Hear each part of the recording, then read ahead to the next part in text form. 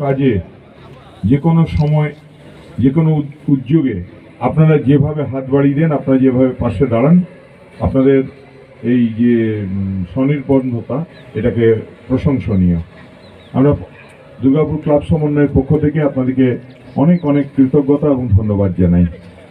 দেখুন, 2025-এর ঠিক আগেই আমরা ঠিক করেছিলাম যে দুর্গাপুর ক্লাব সমন্বয় দুর্গাপুরের বুকে খেলাধুলার মান উন্নয়নের জন্য নতুন দক্ষ খেলোয়াড় তৈরির ক্ষেত্রে একটা উল্লেখযোগ্য ভূমিকা নিক, এবং সেই মতো যারা স্পোর্টস বিভিন্ন ডিপার্টমেন্টগুলোর, যেখানে স্পোর্টসের যে সমস্ত কমিটিগুলো আছে, যারা মাথায় আছেন, তাদের নিয়ে বসা হয়েছিল, এবং আমরা সবাই মিলে ঠিক করেছি যেটা স্পোর্টস কার্নিভাল হবে, এবং এই স্পোর্টস কার্নিভালের এই ফলশ্রুতি আজকের এই সভা।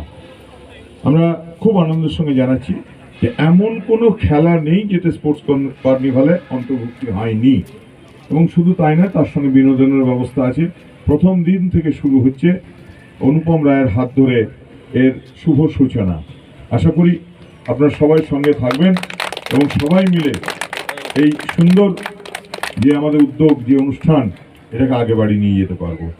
ভালো থাকুন সবাই। Thank you.